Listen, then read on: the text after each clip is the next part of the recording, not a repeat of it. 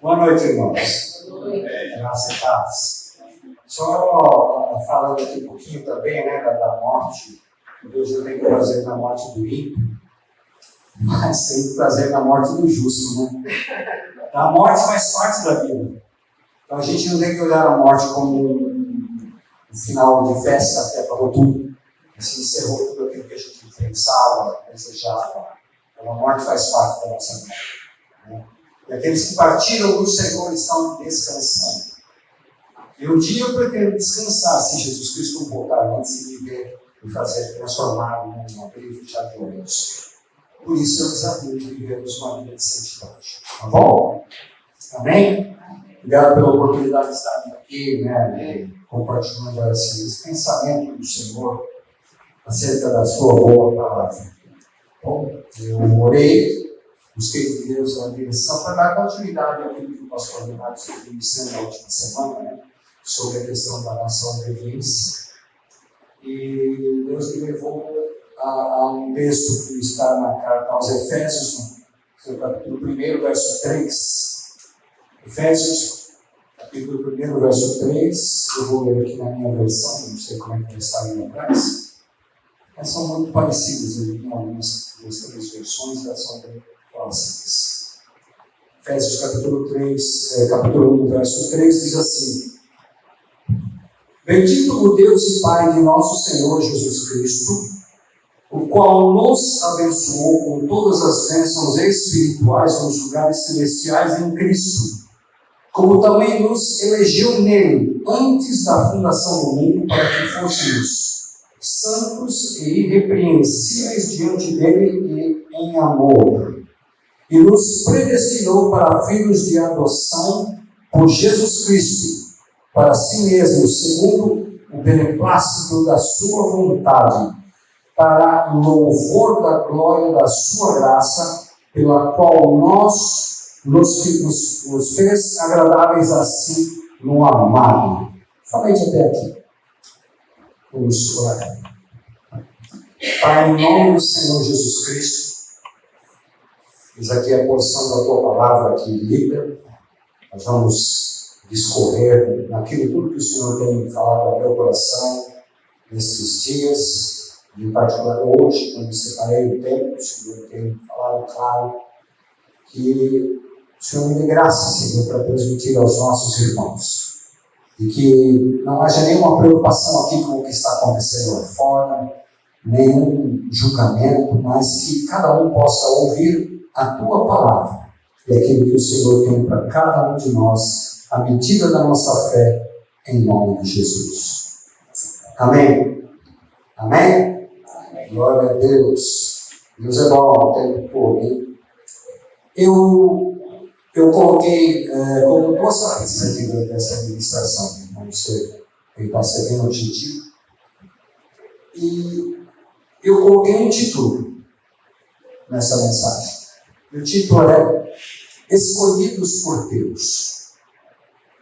Todo aquele que é escolhido é porque passou por uma seleção. Mas aí você talvez possa estar pensando, mas Deus faz discriminação entre A e B, entre um e outro? Não, Deus não faz discriminação. Então por que eu fui escolhido? Porque eu fui escolhido e aceitei o desafio. Eu fui selecionado, assim como você que está aqui nessa noite. Você não veio aqui por acaso, você veio aqui porque Deus tem tratado com o teu coração. Apesar dos jovens muitas vezes vêm porque os pais amam, porque os pais querem ver o melhor para os seus filhos. Os filhos ainda estão em processo de crescimento, de amadurecimento. Já não chega os bombardeios que estão recebendo nas suas localidades, nos seus círculos de amizade, informações tão distorcidas de uma verdade que é esta palavra de Deus, que muitas vezes nos deixa até escandalizado. Então, se eu fui escolhido por Deus, eu queria saber, então, qual o propósito de Deus nos escolher, que está dentro desse contexto. Ele nos escolheu para sermos santos, irrepreensíveis e filhos adotivos. Lembre-se, Filho original de Deus chama-se Jesus Cristo. Ele é membro da Trindade, considerado como filho, porque ele veio e se apresentou como tal. Filho de Deus. E o grande e eterno propósito de Deus, que está registrado em Romanos capítulo 8, verso 29 e 30 ali, está escrito que Deus, na sua sabedoria, ele tem o propósito de ter uma família com muitos filhos semelhantes a Jesus. Ele nos predestinou para isso, para sermos como Jesus Cristo. E o nosso modelo tem que ser o modelo de Jesus Cristo. As nossas reações diante de ações têm que ser as mesmas ações que Jesus Cristo faria. Aí tem até um livro que Jesus Cristo faria, né? Em meu lugar. Nossa, você fazia um monte de besteira, né? Se fosse no meu lugar. Não é? Então a gente toma Jesus Cristo como modelo. Se eu fui escolhido fui adotado, fui enxertado, como diz a carta aos Romanos, na videira verdadeira, fui colocado lá para produzir frutos, segundo está escrito lá em João 15, né? Ele nos fez para darmos frutos. Mas há um processo em tudo isso aqui. Para que isso seja verdade na minha e na sua vida, eu e você precisamos passar por um processo chamado novo nascimento.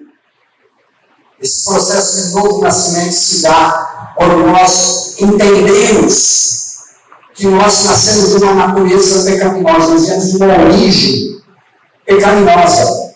Por mais que eu tenha, não foi o meu caso, o pastor Leonardo já veio de uma família de geração de cristãos. Ele já nasceu no berço evangélico. Eu não, nasci em uma família bem esquisita, católicos não praticantes, né, e depois, no meio do caminho, aí que a gente se enfiou em tudo quanto é negócio que não prestava. Fomos para ser xorogueiro, para o budismo, para o espiritismo, até realmente chegar por último, né, e entregarmos a nossa vida a Jesus Cristo.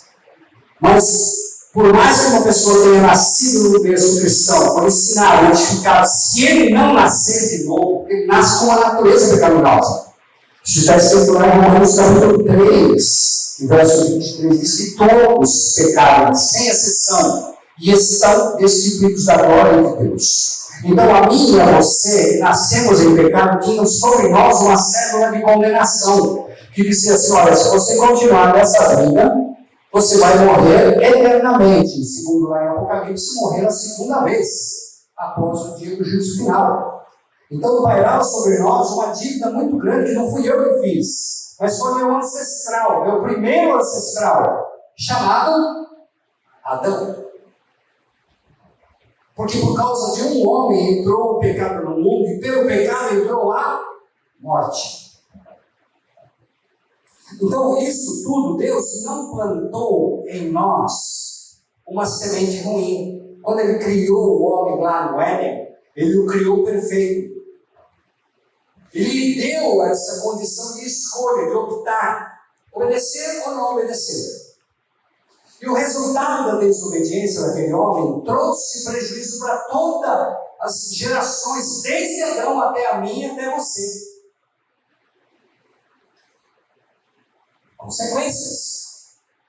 Mas lá no Éden, Deus, quando o homem pecou, Ele já fez uma promessa que haveria de trazer um conserto.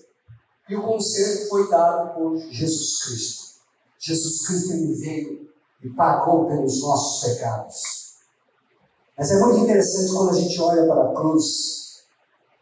Quando a gente olha para a cruz e vê aquele homem sofrendo no meu e no seu lugar, por causa do meu e do seu pecado. Padeceu dores profundas, escárnios. Todo um sacrifício para que eu e você pudéssemos ter uma natureza arrancada de nós. Em Mateus capítulo 15, verso 13, diz assim: toda árvore que meu pai não plantou, Ele arranca. Então dentro de nós havia uma semente ruim, que não foi plantada por mim nem por você, mas veio naturalmente. Era uma herança genética. Eu e você nascemos em pecado. Basta olhar lá o Salmo 51, é tanto muitos textos que citam a nossa natureza ruim. Ninguém faz curso de mentiroso. Alguém ensina uma criança a mentir? Não. É original de fábrica. Está lá no manual de instruções. Mentirosinho, nasceu, está lá no berço, fazendo birra. Já viu? Bebezinho fazendo birra. Tem nada, mas não tem nada. Por quê? É o me dá. Então nós nascemos com essa natureza, tendendo a termos o nosso eu quero estar bem, os outros que se lasquem. Já viu? O choro de criança é terrível, não é? O choro é um timbre assim, tão ensurdecedor, que não sei quantos decibéis vai aquilo, mas deixa a gente extremamente irritado e você não sabe o que fazer, e era só birra. Alguém fez curso? Já nasceu instruída, já nasceu escolada.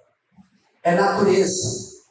Assim como um urubu, quando nasce, não adianta querer dar alpice para o urubu. O urubu não vai comer alpice, não. A natureza dele é comer carne ou coisas estragadas. Ele é carnívoro. Está na natureza dele. Ele pode até comer quando sobreviver. Se for dentro da gaiola, ele vai lá beber uma água, alguma coisa. Uma hora ele vai definhar, porque na natureza dele comer alpice. A natureza dele exige outras coisas. Então a nossa vida se dá, se eu não me torno pecador ao longo da minha vida, eu nasci pecador. Está dentro da minha natureza. Eu vou pecar. E Deus tinha uma solução para isso, era matar o pecador. Lá em Ezequiel 18:4 diz assim: toda alma que pecar, essa morrerá.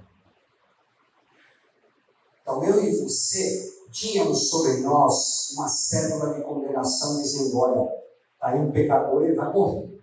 Vai morrer de pecado e vai para o inferno. Sem salvação. Ah, mas eu não sabia. Está oferecido o Evangelho. E Deus encontrou uma solução.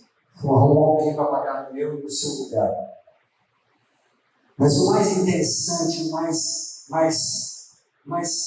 estranho que o homem possa perceber que isso que Deus não permitiu que Jesus Cristo morresse sozinho. Quando Jesus Cristo estava ali sendo crucificado, eu e você estávamos sendo crucificados juntamente com ele. Ele sentiu as dores. Eu não precisei sentir essas dores. Eu só preciso crer que eu estou crucificado com Cristo e vivo. Não és eu, mas é Cristo que vive em mim. Isso tudo desde antes da fundação do mundo. Essa carta aos Efésios ele fala sobre isso. Nós somos escolhidos desde antes da fundação do mundo. Essa palavra é para todo mundo, até para o pessoal do Hamas. Né? Estava vendo agora há pouco uma reportagem sobre as heranças do Holocausto. Os sobreviventes do Holocausto. Ainda tem aqui várias pessoas no Brasil que testemunham. Ele falou: isso não pode ser esquecido. Foi uma atrocidade.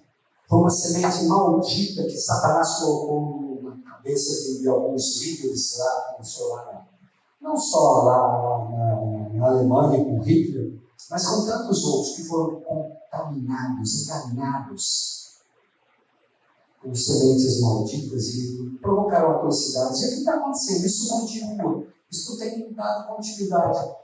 Mas o projeto de Deus é para eu e você crermos nesta palavra, que Jesus Cristo não veio morrer somente lá na cruz para pagar os meus pecados e eu ficar com a minha consciência limpa.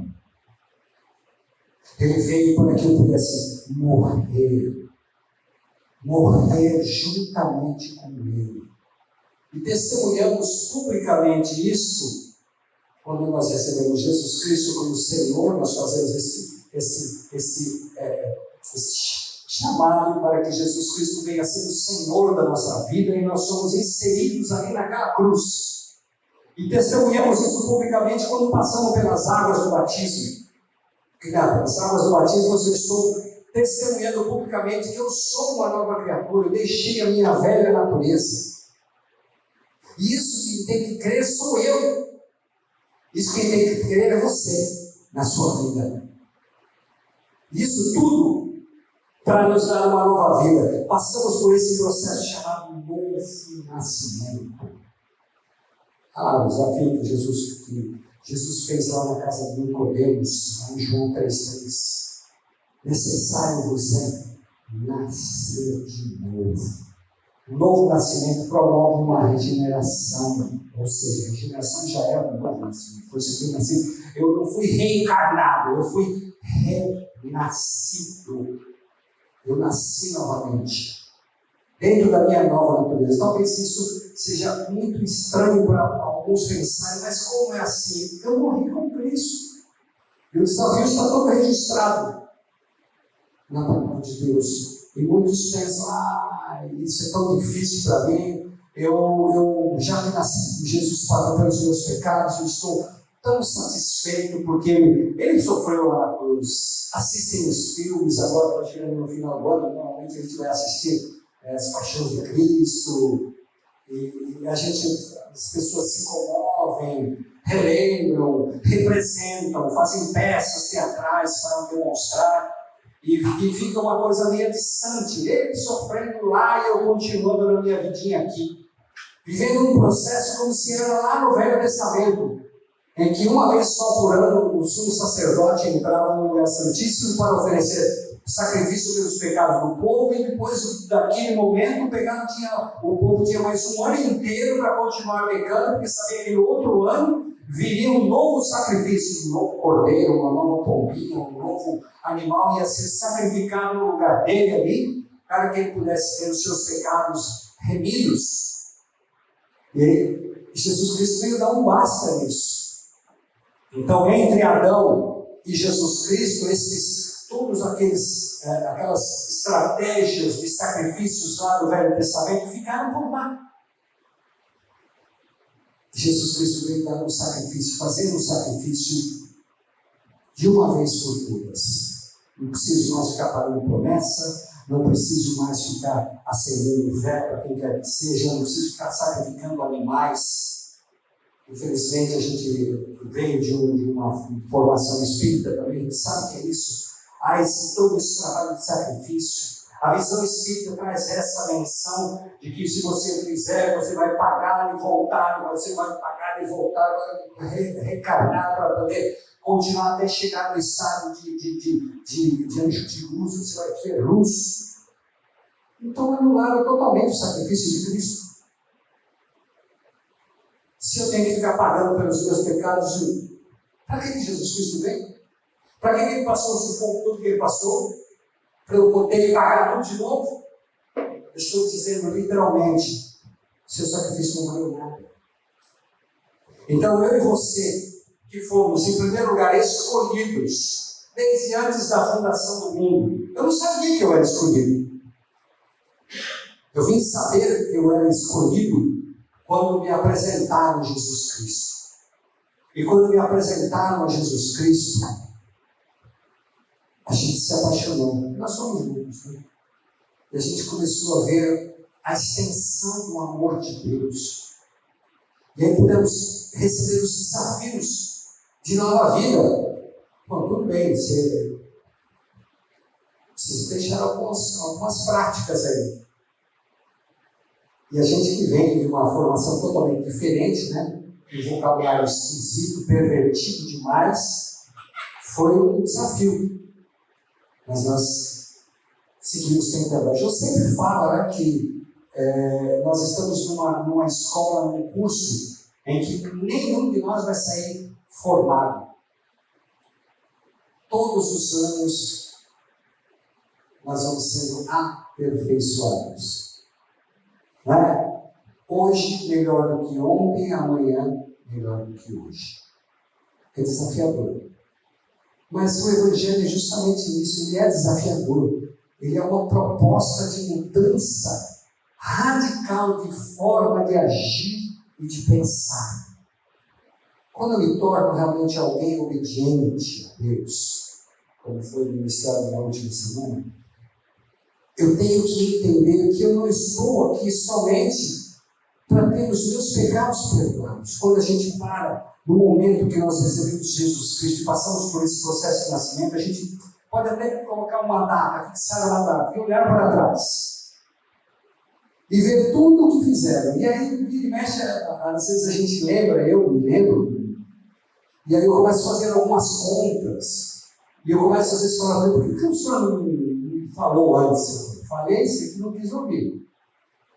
Sempre tem alguém falando para a gente alguma coisa, mas a gente fica na nossa posição. Os homens normalmente são um pouco mais duros, as mulheres são mais sensíveis, porque Deus as constituiu desse jeito, com uma sensibilidade a mais que o homem não consegue pegar.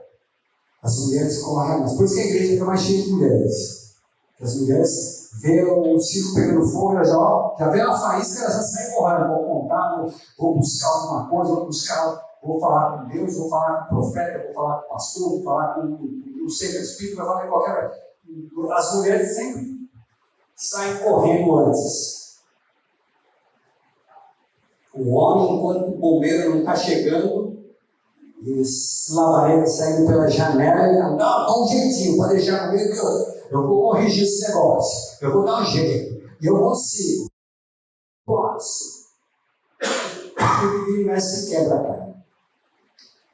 Mas foi o meu caso também. A gente esperou um pouquinho sobre o falido, por evangelho, alcoólatra, falido, mas consegui. Só não perdi esposa e filhos. O resto, graças a Deus. Né? Tem gente que perde esposa, perde filho, perde tudo, perde saúde. Eu me considero um ser privilegiado, que eu corri muito antes, não precisava ter corrido. Mas mesmo assim, eu paro e olho e falo assim, não precisava ter passado esse sufoco todo, mas isso é muito banana, meu amigo. Por que não tomou uma posição antes? Por que não pensou nisso antes? Olha quanto você gastou, o que você investiu, quanto você perdeu por causa da sua cabeça dura, por causa da sua falta de fé, de desejo de se colocar no coração de alguém. É que o homem realmente é mais. Assim, eu vou fazer, e você se colocar debaixo da autoridade de Deus, muitas vezes, às vezes a gente não quer ser comandado. A mulher tem essa característica um pouco mais fácil que o homem. Vocês isso. Algumas não gostam desse negócio, não. Submissão, mas precisa. Mas quer bênção, então, jeito. A gente não precisava disso tudo. Podia ter aceitado antes, podia ter crescido no ar cristão, no evangelho, ouvindo a palavra, eu ia casar direitinho, mas não, fizemos um monte de arte, pagamos um preço enorme para colocar depois as coisas em ordem, por causa da desobediência. E Deus não nos chamou só por conta disso. Pagou pelos meus pecados, Jesus sofreu aquele sufoco todo para que eu pudesse ser liberado, botar um basta ali na minha vida. Dali para trás, filho, você não deve mais nada. Agora olha para frente. Aí vem as promessas, né? Não, porque a teologia da prosperidade. Agora você vai ter um carro, você vai ter sua casa, você vai ter isso, vai ter um casamento abençoado, você vai a bênção. Olha, saúde, você vai ficar. Vem as promessas. Raramente se fala de compromisso. Mas dentro de uma família, há direitos e deveres. Os filhos que crescem numa família estável, uma família equilibrada, têm direitos e têm deveres. Infelizmente, alguns acabam não impondo sobre os filhos o que eles deveriam fazer. Tarefas, o filho tem que trabalhar. A Bíblia fala que quem não trabalha, não coma. Não coma. Então, tarefas. Olha, você vai arrumar sua cama, você vai guardar os seus brinquedos, você vai limpar o seu banheiro, certo? Você vai fazer isso, você vai lavar a louça. Não, mas tem empregada. Pode falar empregada, então agora não pode falar mais nada, né? Empregada tem pejorativo? Não. Lúcia, eu sei que parece que não pode falar nem índio agora, né? Porque falar índio já é. Agora pejorativo. Indígena, como é que é? Está difícil o negócio. Auxiliar do lar. Auxiliar do lar. Que lindo. Então Deus não nos chamou para vermos ser auxiliares do lar. Um monte. Deus nos chamou para sermos testemunho. Então Ele faz tudo isso. Pensa comigo aqui, ó. Envia seu filho chamado Jesus Cristo. Permite que Adão tenha o direito de escolha. Adão escolheu o pecado. E por causa daquele cabeçudo, eu e você passamos um sufoco até conhecermos a Jesus Cristo. Ao conhecermos Jesus Cristo, nos é dada a oportunidade de termos uma nova natureza. Nós recebemos, segundo está lá em Ezequiel 36, 26, 27, nós somos regenerados de tal forma que recebemos um Espírito novo. E além do Espírito novo que recebemos também o Espírito Santo, que nenhum do Velho Testamento tinha esse direito de ter, vivendo consigo o Espírito Santo. Gente, Jesus Cristo foi aos céus e nos enviou a promessa. Quando ele fala lá para os apóstolos que ficaram lá em Lucas, no capítulo 24, verso 49, ele fala: ficar em Jerusalém até que do alto sejais revestidos de poder. Não sai falando nada não. Vão ser revestidos de poder primeiro, para depois vocês darem continuidade ao meu ministério, porque a minha parte eu fiz, agora é com vocês. Mas eu vou dizer uma coisa, hein? Eu vou, mas eu volto. Eu vou, mas eu volto. Mas sobre vocês está a responsabilidade de expandir o reino de Deus, de anunciar que há um só caminho que se chama Jesus Cristo, o Senhor. E sem Ele nós não podemos fazer nada. Então, seguindo o pensamento aqui do que lemos, nós fomos salvos para darmos continuidade ao ministério de Jesus Cristo. E muitos de nós ficam assim como Jeremias. No capítulo 1 de Jeremias, ele começa a fazer um monte de desculpas, porque Deus o chamou. E ele fala assim: Senhor, eu não passo de uma criança. Eu sou uma criança, como que eu vou fazer o que o Senhor está mandando? E a resposta de Deus não foi essa. É mesmo, né? Puxa vida, como eu sou infantil, pensar em ser uma criança. Como eu sou fraco de ideia. Não, Deus falou assim: aonde eu te mandar ir, irás. E o que eu te mandar falar, falarás. Você vai estar lá para edificar e para derrubar. Então continue. E assim fez Jeremias. Foi aquele perseguidinho, o senhor falou um monte de coisa, não é? Leiam lá depois do profeta Jeremias, vocês vão ver as profecias dele. Então, a resposta para mim e para você é esta: que aquele que chamou, que nos restaurou, que nos deu a oportunidade de termos uma nova vida em Cristo Jesus, que fez o seu Filho passar o sufoco que passou, para que eu e você tivéssemos direito a uma vida eterna, e não ficássemos como o nosso hino, que a Ludmila não sabe cantar, deitado eternamente em berço esplêndido ao som do mar e à luz do céu profundo. Não foi para isso que nós somos chamados para trabalhar, para servir, com uma missão, como o pastor Leonardo ministrou na última semana, com uma missão, um projeto. Deus tem um projeto particular para cada um de nós, dentro de cada uma das nossas características. E não adianta dizer: eu não sei, eu não posso, não consigo, não faço. Porque a palavra de Deus diz o contrário. A palavra de Deus diz assim: eu posso todas as coisas naquele que me fortalece. Então para com esse negócio de eu não posso, não sei, não consigo. Deixa de ser covarde. Eu posso todas as coisas. Quando eu vim para o Evangelho, eu era uma pessoa normal. E Deus me colocou em cada situação, em cada momento. Trabalhei 33 anos na Companhia de Gás de São Paulo. E Deus me usou ali em várias situações. Eu me lembro de um momento em que a congregação foi privatizada pela British Gas. E uma plantação do gasoduto. a rede de gás ela era carregada, em primeiro lugar, com nitrogênio, que é um gás inerte, tá? Quando coloca o gás explosivo, gás natural, é um gás explosivo, não entra em contato com as paredes do tubo e se torna ali, perde a organização e pode se tornar um produto perigoso e explosivo. Então é colocado primeiro um gás inerte, só que esse gás inerte ele é um gás asfixiante. O que é um gás asfixiante? É um gás que substitui o oxigênio que leva a matar a hemoglobina. Então você vai perdendo sentido. 3 colegas nossos estavam ali fazendo a inertização da rede e um desceu dentro da vala. No que ele desceu, a vala estava cheia de nitrogênio, tinha vazado nitrogênio. Era um gás pesado, ficou pronto. Ele desceu e já caiu. Não conseguiu mais respirar, porque a pessoa perde sentido e morre. Aí o outro desceu para ajudar aquele que estava lá no chão, jogou ele para cima, o outro desceu para ajudar o outro que já tinha caído e morreram os dois.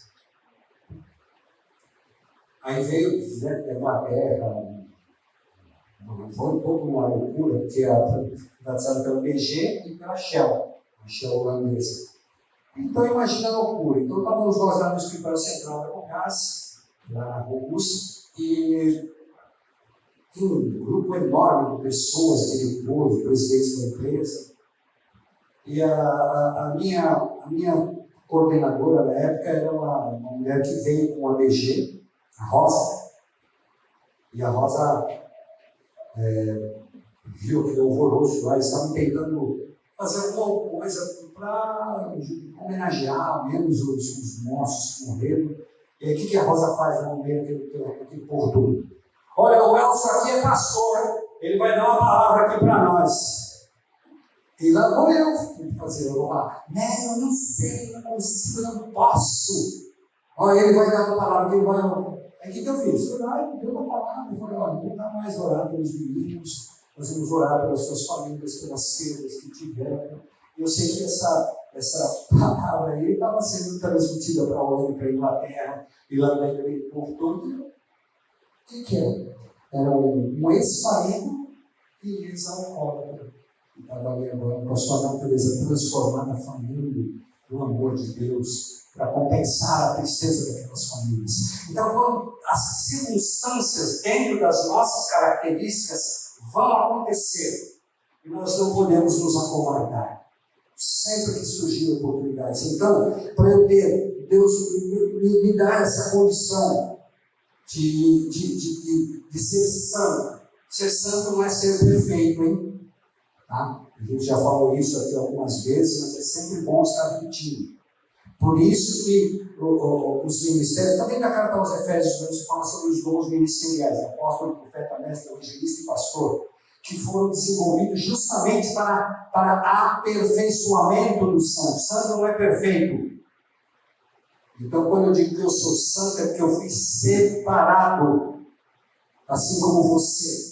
Nós somos santos porque nós somos separados para uma obra, para um projeto de Deus, para ser irrepreensível, como filho adotivo, honrando o meu irmão mais velho que se chama Jesus Cristo, adorando ao meu Pai eterno e tendo em mim a sabedoria do Espírito Santo que me revela a sua palavra. Amém? Então, se eu tenho tudo isso, eu pergunto, você é um filho de Deus? Não responda, por favor, isso é só uma autoavaliação. Você é filho de Deus? Você está enquadrado dentro dessas características? Se não é, corre. Corre logo, bota a tua vida em ordem, né? Como foi falado lá para o profeta Ezequias, não para o Zedequias, né? Mas para Ezequias, olha, põe tua vida em ordem, porque você vai morrer e não vai escapar. E Ezequias falou, dá uma chance aí, né? Dá mais uns dias aí, levou 15 anos aí de lambuja. Apesar que era para ele ter morrido acertado com ele, depois ele fez besteira. Então, se você tem certeza? Você tem certeza que você é absoluto? Isso eu gostaria que você perguntasse para você mesmo. Eu sou filho de Deus. Segunda pergunta. Você tem certeza da sua salvação? Se você apitar na curva hoje, Onde você vai passar a sua eternidade? Com os seus atos, com a sua justiça, com a sua sabedoria, com a sua arrogância. Você tem uma nova natureza? Não me responde, só analise e veja se você precisa colocar em ordem. Isso não é impositivo, não é uma imposição. Mas é um desafio, é uma proposta da parte de Deus, porque Ele te escolheu antes da fundação do mundo, antes que você existisse. Você já era escolhido. Isso é motivo de alegria, motivo de celebração, de saber, meu Deus, eu fui escolhido entre tantos que, olha para trás quantas pessoas morreram sem Cristo. Eu conheço muitos, infelizmente muitos amigos meus rejeitaram essa proposta.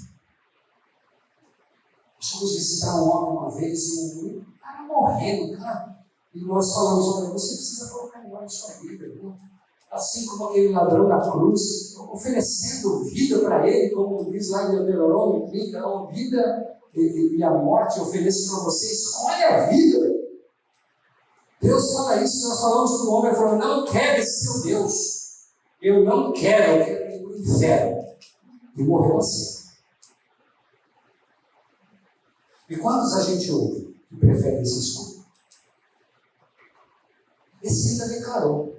Mas a minha maior preocupação, sempre foi a nossa preocupação, quando nós ficamos 30 anos no ministério da Igreja Evangélica Betel, lá em São Paulo, e sempre a nossa preocupação foi essa, a porta do fundo. Muitos entram, mas muitos saem. Despercebidos, se mantêm lá dentro de uma vida de fantasia, uma vida mascarada, uma vida de falsidade, fingindo que é crente, fingindo que é cristão, fingindo que é filho de Deus, fingindo que é salvo, se enganando-se a si mesmo, enganando aos outros. Mas é tanta incoerência, porque sabe que não consegue enganar a Deus.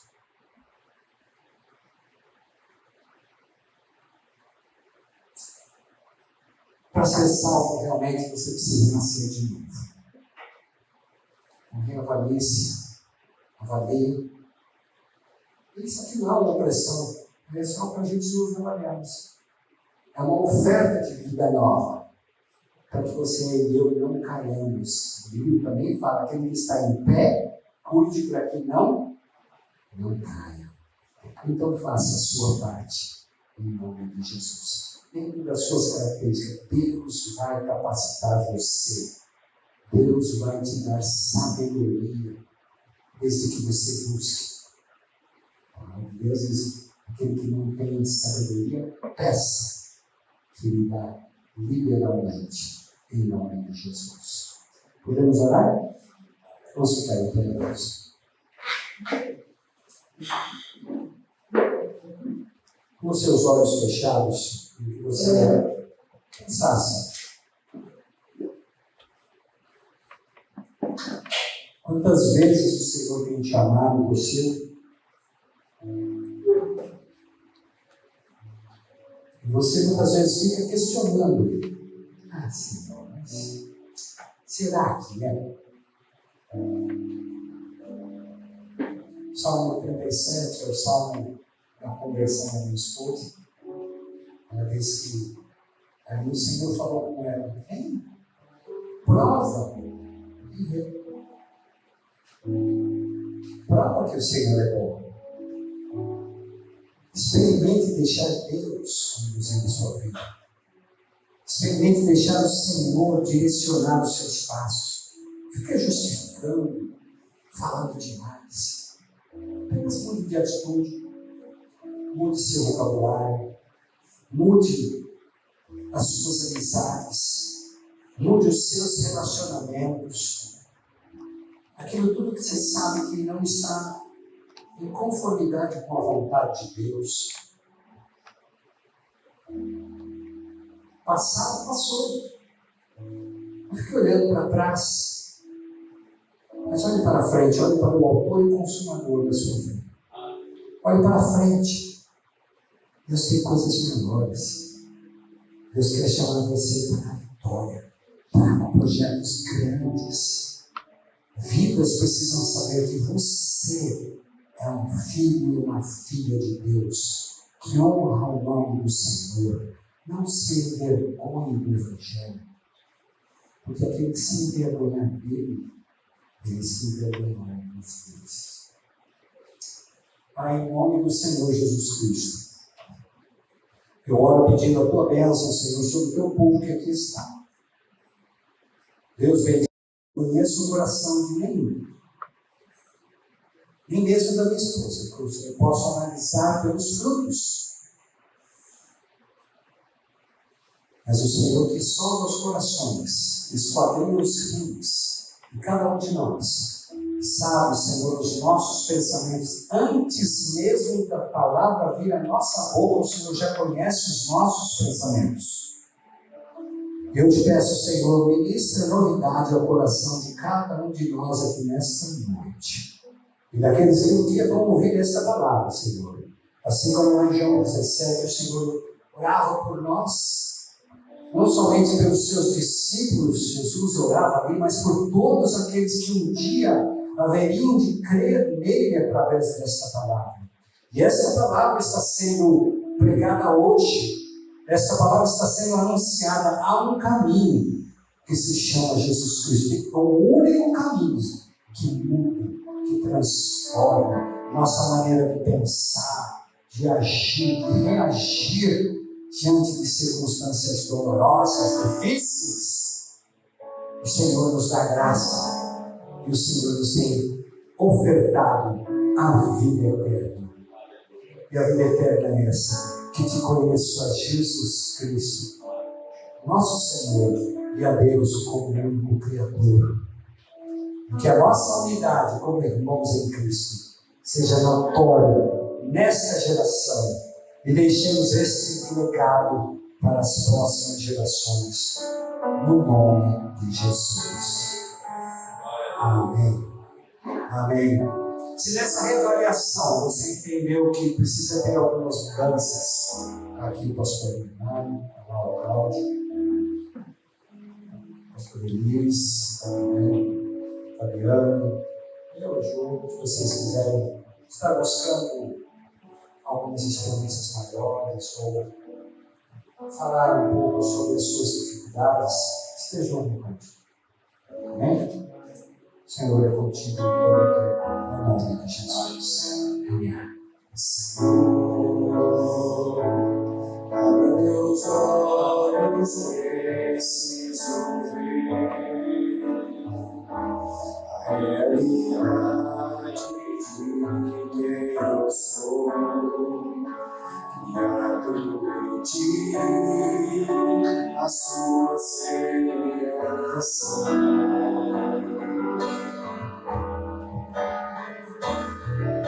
Senhor, o meu passado, meu sonho,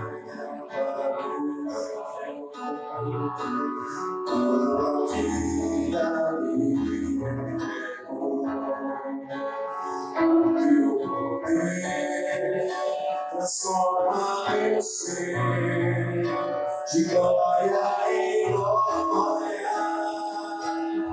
Eu nasci de novo em ti, sou mais que vencedor. Eu nasci de novo, mas viver assim eu sou. Eu nasci de novo em ti, sou mais que vencedor. Eu nasci de novo, mas viver assim como sou.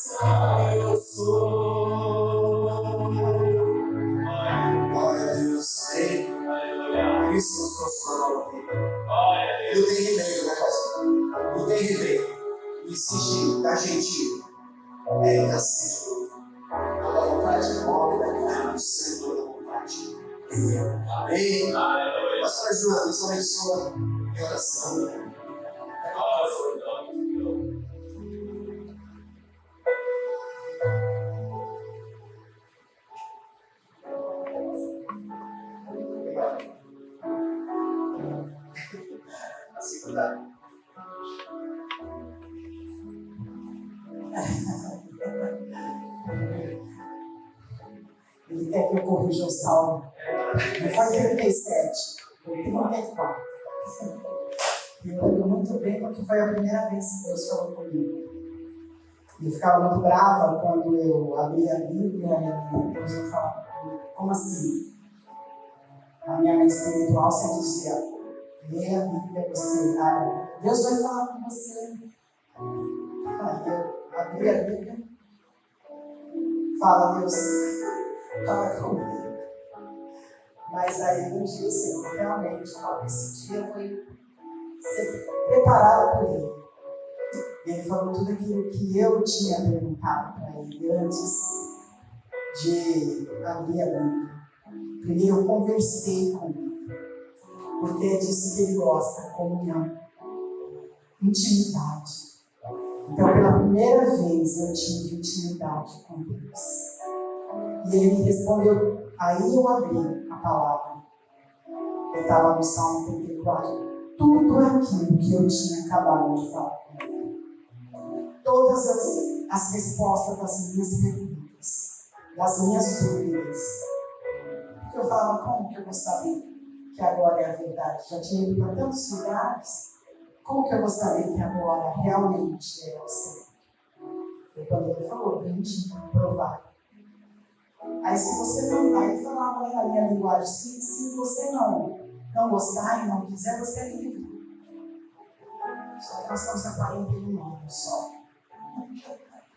Né? Ainda provando cada dia mais esses manjares do céu, das delícias. E eu estava falando para o meu neto que o mundo, nós ficamos no mundo muitos anos.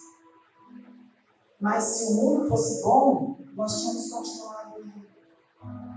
Há coisas boas, sim, claro, mas é engano, passa rápido. A do Senhor, as coisas de Deus são eternas. Aleluia. Então eu li todo esse Salmo 34 E esse foi o saldo que me converteu. Eu me converti ao Senhor. Então, para que Ele nos responda, para que Ele fale conosco, nós precisamos falar com Ele. Verdade? Claro que Ele sabe o que você pensa, o que você quer, mas Ele quer isso, essa intimidade. Né? Eu falo, Ele responde. Ele fala e eu também respondo. Às vezes não estou totalmente de acordo. Mas quem sou eu, né? Para estar ou não de acordo. Mas Ele respeita. Ele é um Deus manso. Ele é um Deus que respeita também as nossas escolhas e opiniões.